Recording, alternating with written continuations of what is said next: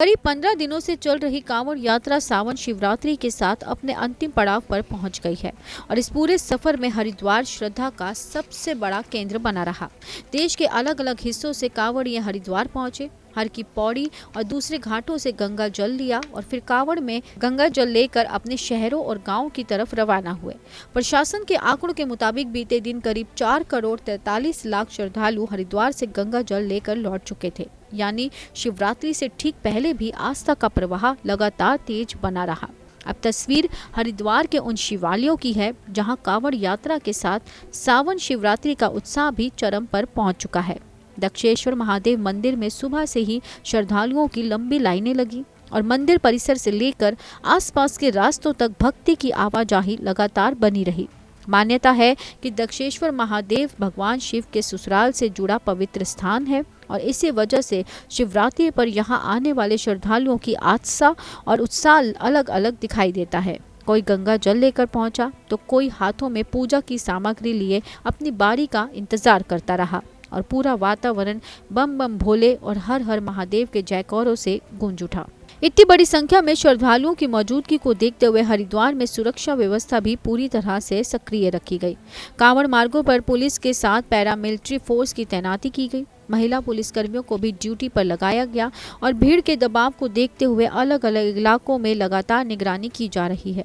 श्रद्धालुओं की आवाजाही आसान रखने के लिए ट्रैफिक डायवर्जन लागू किए गए और जरूरत के हिसाब से कई जगहों पर पाबंदियां भी लगाई गई।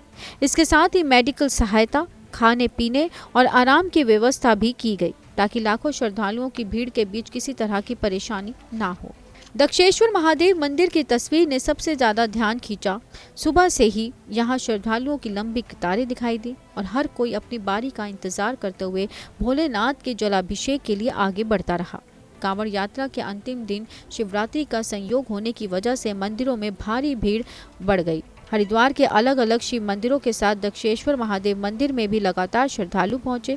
वहीं मंदिर परिसर के आसपास पुलिस की तैनाती रही और भीड़ को व्यवस्थित तरीके से आगे बढ़ाया गया ताकि किसी भी जगह अचानक दबाव ना बने और श्रद्धालुओं को दर्शन और जलाभिषेक में परेशानी का सामना ना करना पड़े। सीओ सिटी शिशुपाल सिंह नेगी के मुताबिक शिवरात्रि के मौके पर मंदिरों में बड़ी संख्या में श्रद्धालु पहुंचे और सुरक्षा के लिए पर्याप्त पुलिस बल के साथ पैरामिलिट्री फोर्स तैनात की गई। पुलिस और प्रशासन की कोशिश है कि श्रद्धालु शांतिपूर्वक जलाभिषेक करें और इसके बाद अपने गंतव्य की तरफ आगे बढ़े।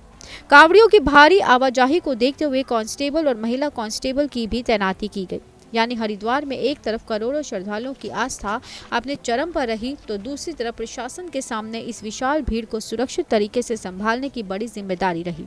कांवड़ यात्रा के खत्म होने के साथ साथ हरिद्वार में आस्था का ये सैलाब अपने पीछे एक ऐसा आंकड़ा छोड़ गया जिसे लंबे वक्त तक याद किया जाएगा। 4 करोड़ 43 लाख श्रद्धालु गंगा जल लेकर लौट गए।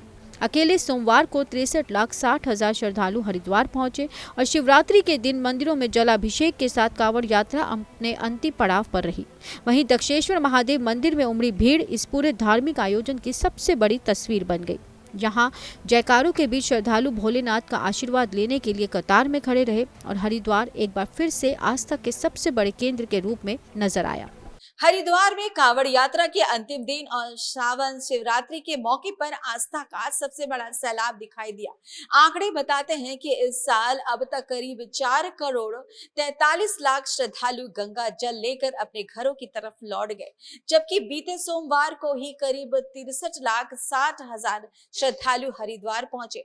वहीं शिवरात्रि पर दक्षेश्वर महादेव मंदिर में लंबी कतारें लगी और भक्तों ने गंगा जल से भगवान शिव का जलाभिषेक किया।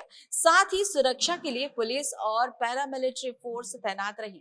कैमरा पर्सन पंकज के साथ मैं कुसुम, टीवी 100।